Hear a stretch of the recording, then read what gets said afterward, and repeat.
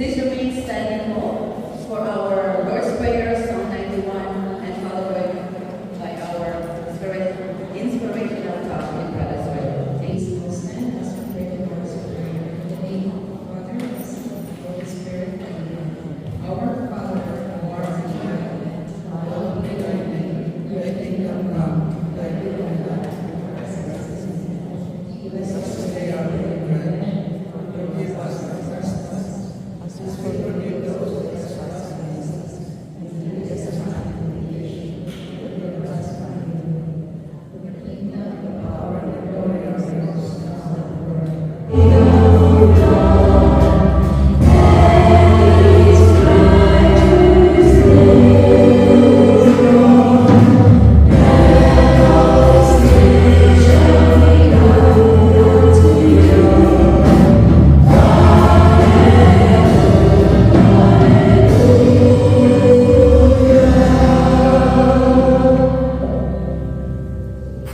My brothers and sisters in Christ, let us pray in the name of the Father, the Son, and the Holy Spirit. Amen. Father God, the heavens and life, we are here gathered in your name to give you praise and to worship you in spirit and truth.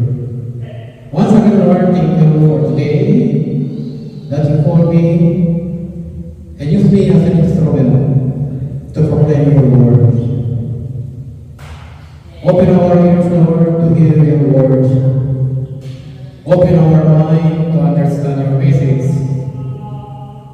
And open our heart to receive your word.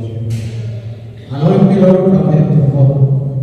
Holy Spirit, cover me with your power, that the heavenly Spirit cannot bother me in proclaiming your holy word. Bless your words, O Lord, that we're going to receive today as our daily weapon against evil spirit. Always we pray in the name of the Father, the Son, and the Holy Spirit. Amen. My brothers and sisters in Christ,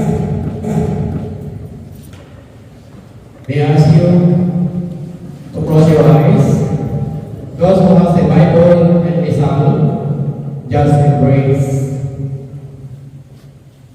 Ikapit mo natin ang ating lista at ating Bible. And close your eyes. Listen to the reading grace and ask the Holy Spirit to reveal the message for you. The reading for today is from the letter of St. James. It says, "My friends, as believers in our Lord Jesus Christ, the Lord of glory, you must never treat people in different ways according to their outward appearance. Suppose there is a man wearing a gold ring and fine clothes comes to your meeting, and a poor man in rough clothes also comes. If you show more respect to the well-dressed man and say to him, 'Have this best seat here,' but say to the poor man, 'Stand over there or sit here in the floor by my feet,' then you are guilty of creating distinctions among yourselves and of making judgments based on evil motives. Listen, my dear friends, God chose the poor people of this world to be rich in faith and to possess the kingdom which He promised to those who love Him. My brothers and sisters in Christ, this is the word of the Lord. Before you take your seat, purihin muna natin ang ating Panginoon. Thank you, Choir, and take your seat.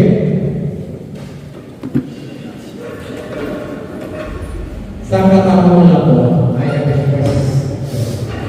Actually, it's not a question. Just ask. Who received the message from the Holy Spirit from this reading. No one will see. Because we do not focus. Why? Because we still not raised in faith. Amen? We just hear. When we are in elementary, my brothers and sisters in Christ, if the teacher asks a question, nag-uuhan po tayo. Pataas ng kamay. But the Lord God Spirit asks you, if you receive the message of this reading, nobody raised up the hands. I'm going to ask you what is the message. God knows what the message gives to you, the reading. There's a lot of messages here for us. Sample. One message. Don't be judgmental. Second, help without favoritism. Help equally. Yan po ang mga message po dito ng ating Panginoon sa atin. In this reading, my brothers and sisters in Christ, God gave us the example of a rich man and a poor man. What happened? The host, he gave more attention with the rich than the poor. The poor man is loved or loved by the Lord. Mahal na mahal ang Panginoon sa Kristo ang mga nahihirap. Pero speaking about here, the poor in faith. That's why we are here, my brothers and sisters in Christ, to raise our faith. We just hear the word of God. Our faith is not enough, my brothers and sisters, to understand what is the message of God for us. Di ba lang makasakit? Sabi mo, namamahala. You can sit on the floor or beside my feet. Di ba? He based on the outward appearance. Hindi niya alam na itong pulubi ay malinis ang puso kaysa doon sa mayaman. My brothers in Christ, God wants us to help without favoritism. As mentioned in verse 1, we must not show favoritism.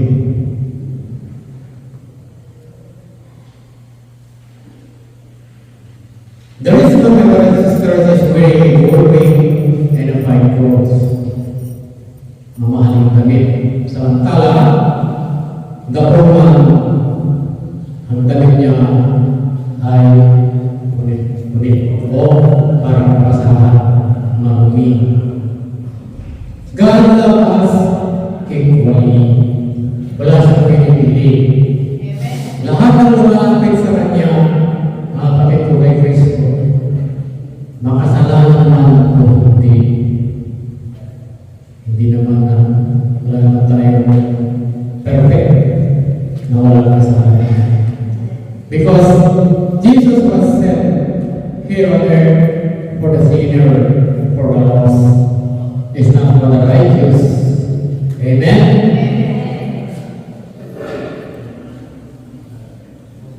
God wants us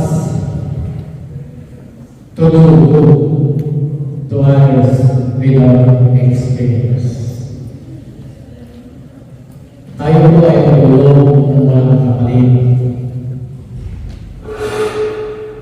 Before that, my brothers and sisters in Christ, our topic today is to do good to others without favoritism while on earth. Ang pangalan po nito, there is a faith to inherit the kingdom of God. My brother and sister in Christ, when I was still in Manila, working in a shipping company, my 3 nephew, my brother who was passed away last June. My brother and my sister-in-law, they cannot afford for education going to college. The eldest, I asked him to enroll the same my course, General Radio Communication. He is your radio operator. So I'm working in a shipping company. So I told him, when you finish and you got your license, I will put you here because I want to board a ship for the international vessel. Suddenly, my brothers and sisters in Christ, after having graduated, nakabuntis siya. Secondly, my brothers and sisters in Christ, the maid of my cousin got pregnant, and he is the father. But he never heard any word from me. I said, okay, panurutan mo yan. The second, he finished nurse. He passed the board exam, has the license. He was now one of the big hospital in our province. When my mother got sick, I got the news that he is lazy to check my mother. It's only a wall between their house and our house. But I never say anything. The same with the eldest, Bunso. He enrolled ko sa Manila. He enrolled in course, I forgot the course. Nabarkada. So I told him, it's better to go home to the Philippines. Because it's hard to look for a money here in Manila. And he never heard any bad words from me. Wala ko pagsusumpa because that's God want me to do. That's why brothers and sisters in Christ, just pray the word, no favoritism. In 1 Timothy chapter 5, verse 1 and 2, do not rebuke an older man harshly, but exhort him as if he were your father. Treat younger men as brother, older women as mother, and younger women as sister, with absolute purity. Dito pinapakita ng ating Panginoon sa Kristo ang ating respeto sa Kanya. It's like the host, pinakita niya ang kanyang pagkatao. He showed who is his character. Kaya dito sa binang ng First Timothy, my brothers and sisters in Christ, there should be a respect.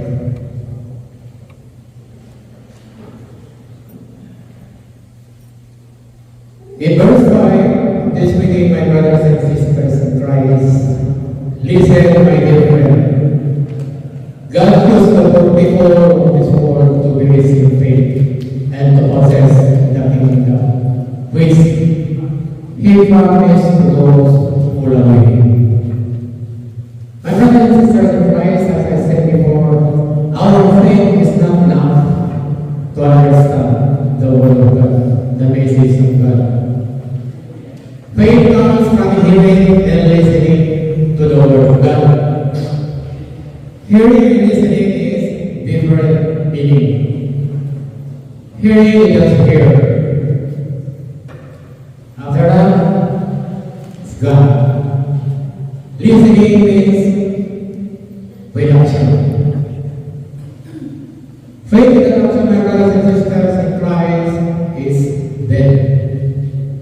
Our faith in our own life is dead. That's why the Holy Spirit, my brothers and sisters in Christ, bring us to God. God called us and chose us. The Holy Spirit is our helper, my brothers and sisters in Christ, to be transformed. Hindi po siya utusan, but katulong natin siya para tayo'y magbago. Amen? I want to share something like happened here in reading one of our prayer partner group. In front of the chair is a sign. The chair is a sign for the preacher. And one of them, my brothers and sisters in Christ, maybe somebody invites him to sit in front because there is an empty. So this my brothers and sisters in Christ, he took the seat. Umupo po siya doon. One of their kapatiran, ano na idea, a brother or sister, approached this attendant and he told him, "Brother, can you stand up? That is not your place. That floor is like our preacher." So the attendant stood up and say, "Hello, di ba?" And then they don't see him anymore. But si Kira. Sinasabi nila ng pagkaway Kristo dito sa binasa natin.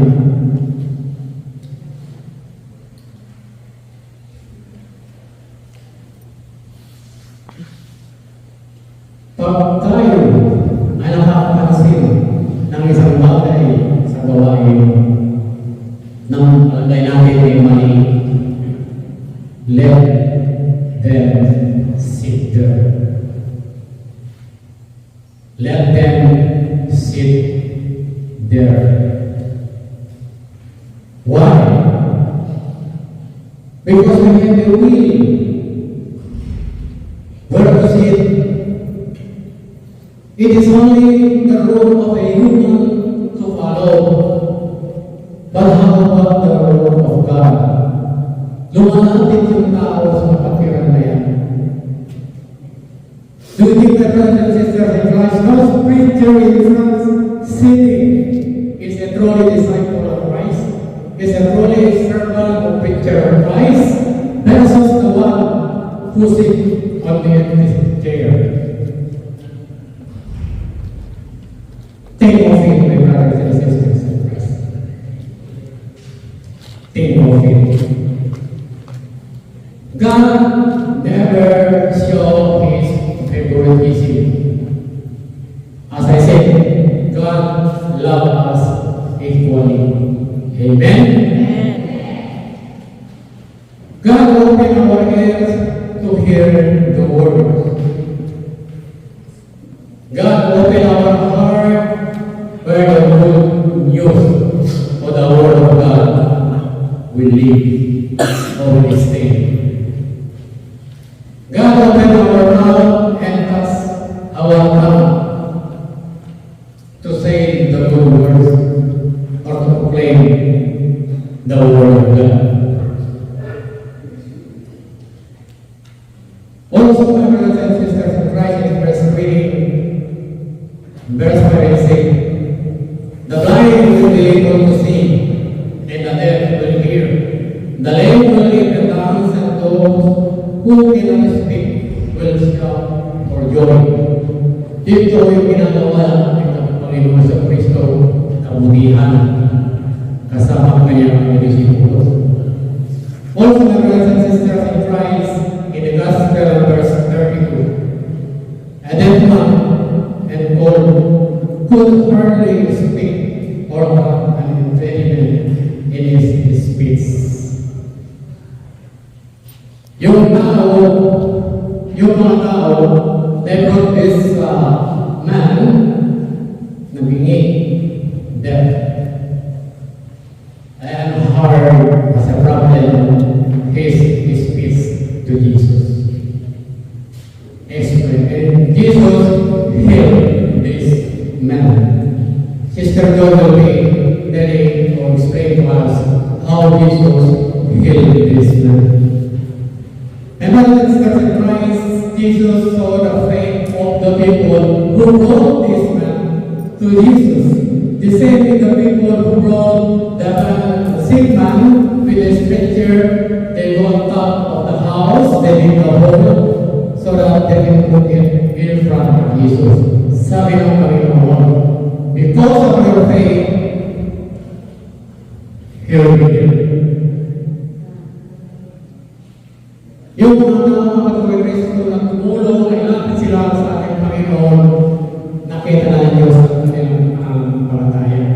These are the truly servant of the Lord or followers of the Lord. My brothers and sisters in Christ. If you have enough faith, my brothers and sisters in Christ, we can do possible. Amen? Magawa tayo ng posible na hindi dapat na imposible sa tingin natin. Amen? Now, my brothers and sisters in Christ, we have the prayer request. We pray the Lord what we need to God. My prayer request, my brothers and sisters in Christ, it took 2 to 3 years before I received. At that time, my brothers and sisters in Christ, I am still full of faith. But now, my brothers and sisters in Christ, because I focus to the Word of God, I put Jesus first in my life. Blessing coming to me. Napakarami kong blessing na dumarating sa akin. Napakasarap po ang pag-ikot sa Diyos. Napakasarap. Wala nang masasarap pa. If we serve God from our heart. My brothers and sisters in Christ, God wants us to focus in doing good to others from our heart. We love to be raised in faith and to possess the kingdom which He promised to us who love Him. Gusto ng Panginoon Yesu Kristo sa ating paglilingkod ng kapatid. Mag-focus tayo sa ating paglilingkod. Lalo lang sa paggawa ng kabutihan upang ang ating pananampalataya ay magiging matatag para tayo ay makasama ng ating Panginoon sa kanyang kaharian. Amen? Thank you, my brothers and sisters. Let us pray in the Father, the Son, and the Holy Spirit. Amen. Thank you, Lord, for the word that we hear today. Continue, Lord, and help us to open our ears, to open our eyes, so that every time we hear your words, O Lord, we can understand your blessings. Help us, Lord, to be strong. Help us to be a good follower of you. Panginoon, maraming salamat muli sa paggamit mo sa ating bilang instrumento sa araw na ito. Pagpalain mo sa bawat isa sa atin na narito na tumanggap o nakatanggap sa iyong mga mensahe. At nakuha ang mensahe ito na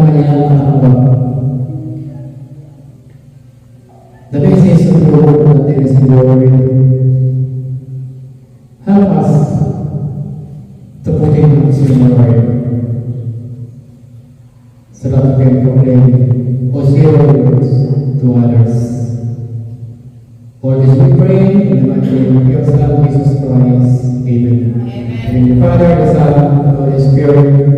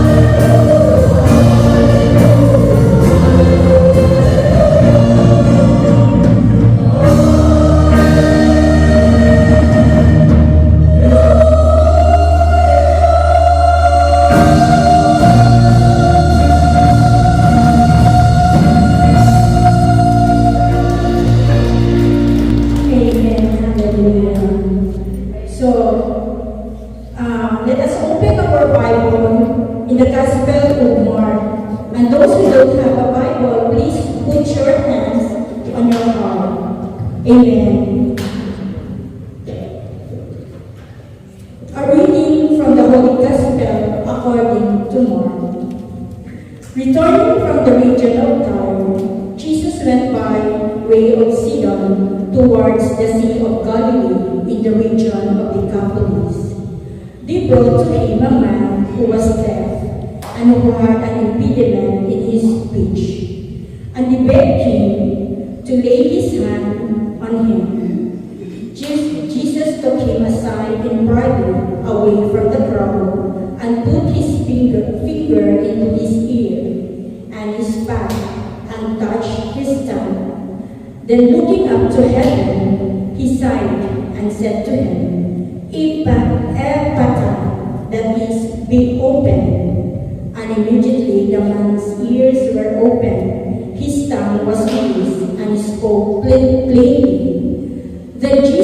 ordered them to tell no one, but the more he ordered them, the more jealous they proclaimed it. They were astounded beyond measure, saying, "He has done everything well. He even made the deaf to hear and the mute to speak." The Gospel of the Lord.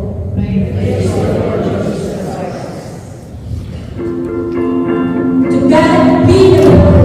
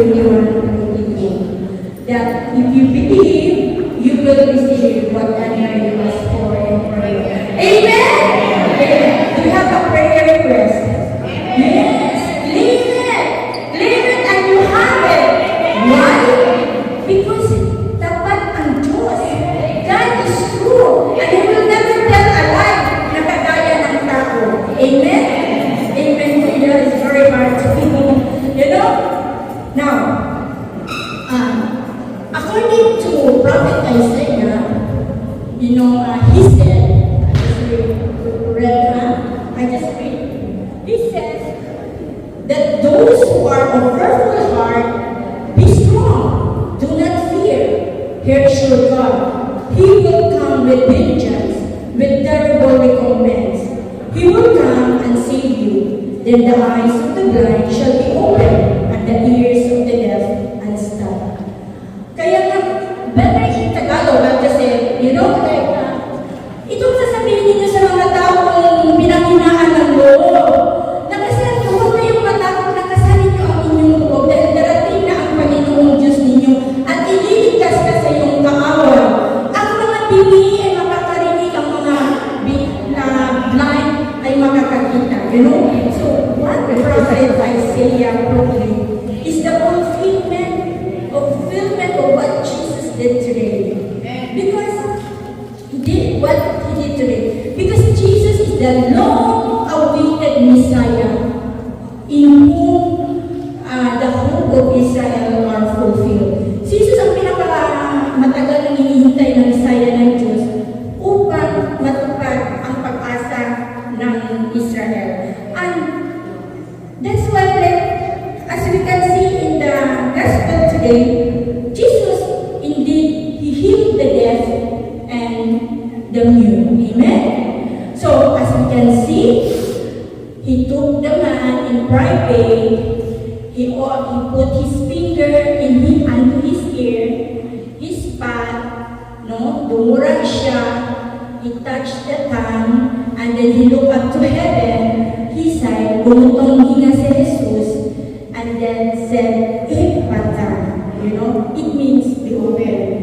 At tuloy na naman gumaling yung mama, So, we can see na talagang namanghan yung mga tao sa kagalingan ni Jesus.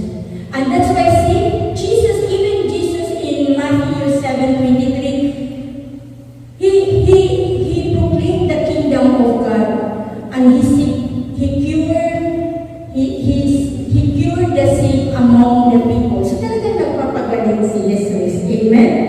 And look at, nung pinagaling ni Jesus ang diing at pipi, meron namang proseso step by step, So ganun din ang buhay natin, There is process in our life. Amen? Now, kung napagaling ni Jesus yung diing at pipi, how much more handa tayong pagalingin ng Diyos. Amen po ba? Handa tayong pagalingin ng Diyos.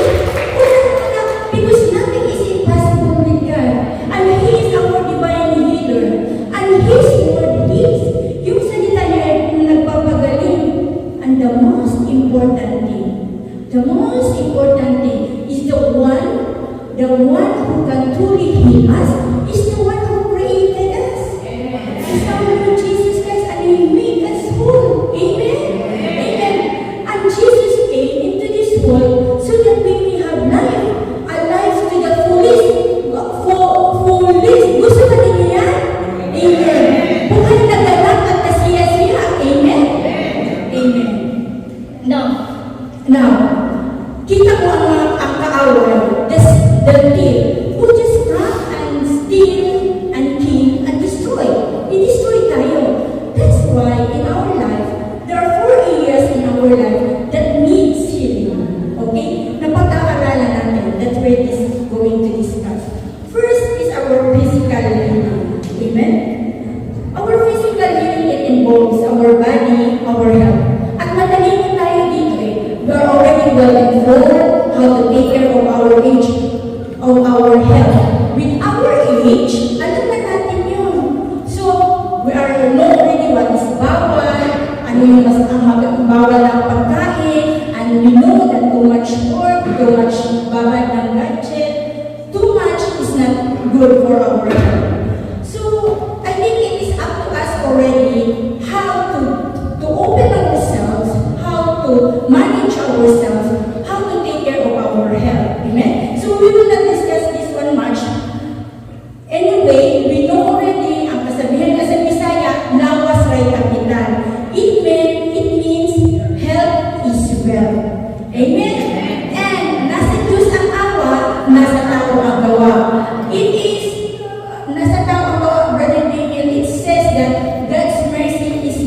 God's word, you know. So it is up to us how we accept it, how we apply it in our life.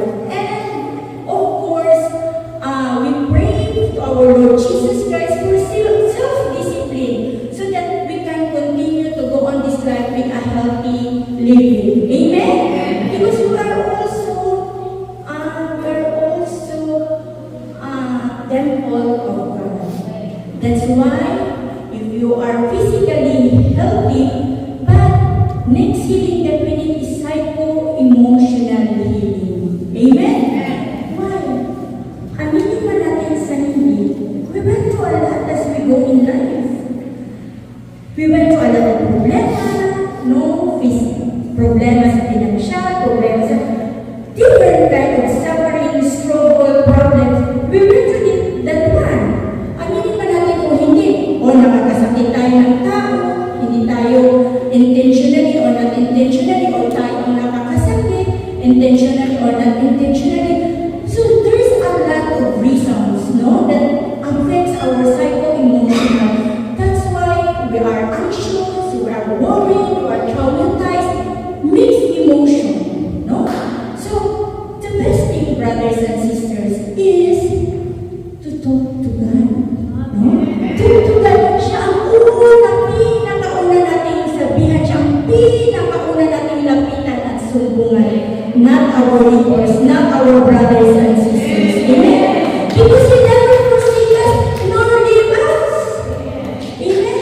Siya ang unahin natin sa lahat ng bagay na and only that one, kailanman, He never close His door for us.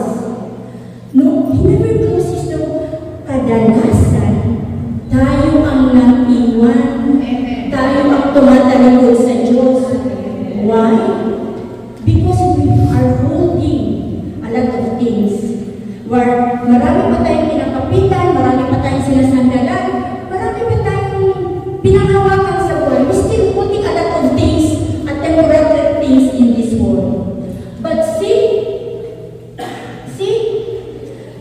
God, hindi tayo wala sa paningin ng Diyos. I don't know how to do it in English. Kaya naman, God is, the eyes of God is always with us. Therefore, so, not only that one, always remember this, brothers and sisters, that in our lowest moment, no? In our lowest moment, only God can lift us up in our lowest moment.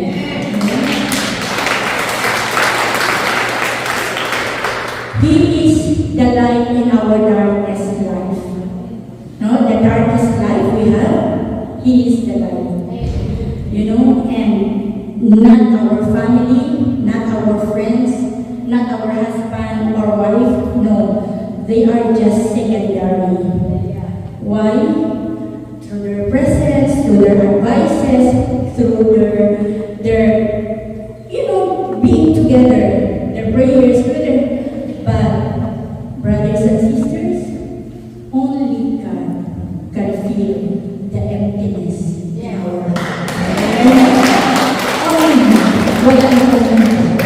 Because God works in all things. God works for those who love Him. Mahal tayo ng Diyos. Amen? And the moment we humble ourselves to Him and we listen to Him through His word, only then we have peace with Him. Amen? Hallelujah. Hallelujah. And once we are at peace with God, it is time for us to open our lives to change. Amen? Because it is through the goodness of God that sinners lead back to repentance. Amen? Even through the goodness of God, that's why it is time for us to change. And the moment we have at peace with God, the moment we are ready to change, moral healing will take place slowly but surely. Amen? Magkaroon na tayo ng maganda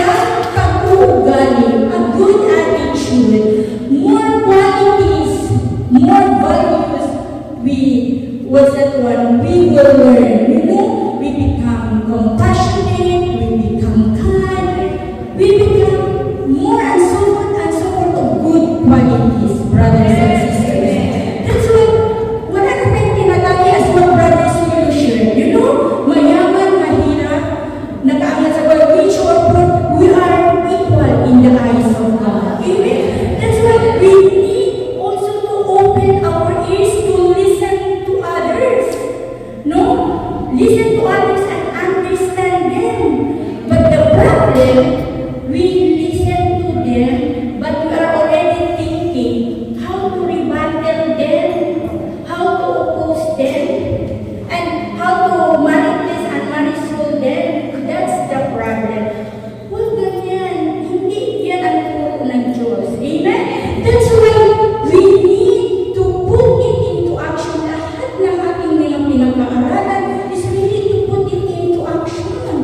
Para lalo tayong pagpalain at para lalo tayong paghinayaan. Amen? You know why we have 2 years? You know why we have 2 years? Bakit? Kasi if we commit to each other, kita nyo. Puso. Amen? So we need to tell our brothers and sisters, puso sa puso, brothers and sisters. Puso sa puso. Amen? Yun ang ano natin. Amen? So, we need to put it all the what's at one in our lives. We need to open our lives to His Word so that ito po ang magiging gabay natin sa pang-araw-araw na buhay. Amen. And look,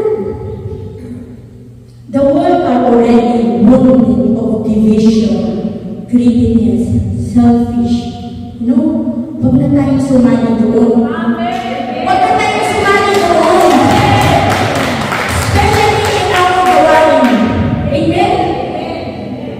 We are not here because we are good and strong. No! We are here because God wants us to be good, to be kind, to be compassionate, at bukas palad. Amen? So, it's time for us, brothers and sisters, to open our mind to a new way of thinking. Let us bring the love of God here. Amen? And again and again and again, we open our hearts. Again, and we ask, we pray earnestly and sincerely to forgive. Forgive, brothers and sisters. Even those people, they are not sorry for their action. Forgive. Because we are holding grudges and anger will hurt us most. Tayo may pinipilit ay siyang masyadong nasaktan. Amen? So forgive, brothers and sisters. Show to the world na tayo ay ibang-iba kaysa iba at tayo ay tunay na anak. Amen? Amen! Tayo tunay na anak ng Diyos. Show to the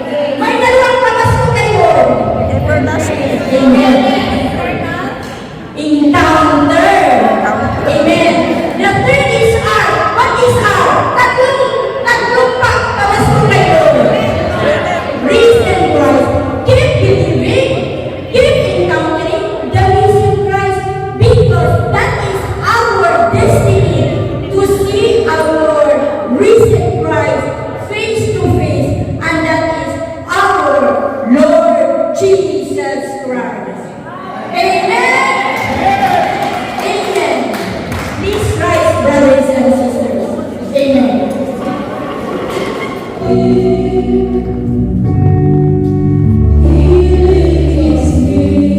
We'll ask everybody to sit down, then we will pray for you.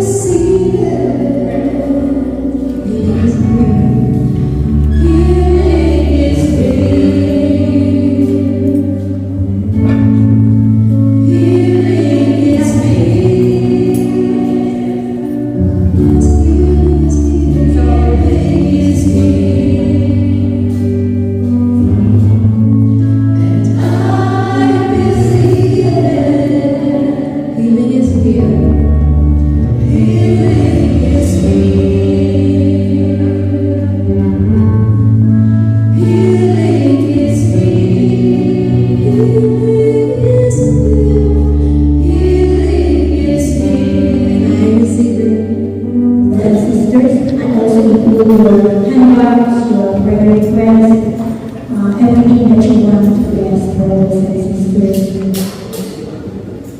Lord, you are our divine healer and the Spirit, divine healer and physician of all.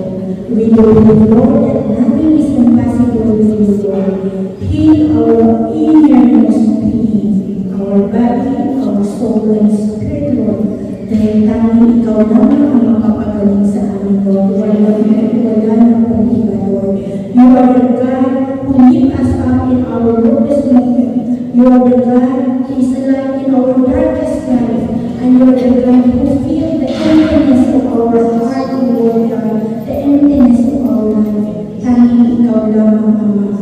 And from now on, we just live with a loving heart, but not with a grumbling heart.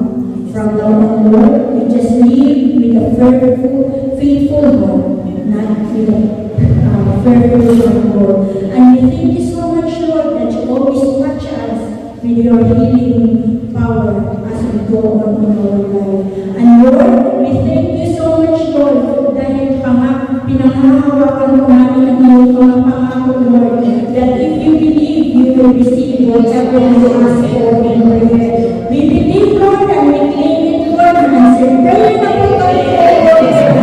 And Lord, that you will continue to bless our tithes, our laboratories, Lord God, ng siksik-liglig at umakaw. And Lord, we do believe that you make a way where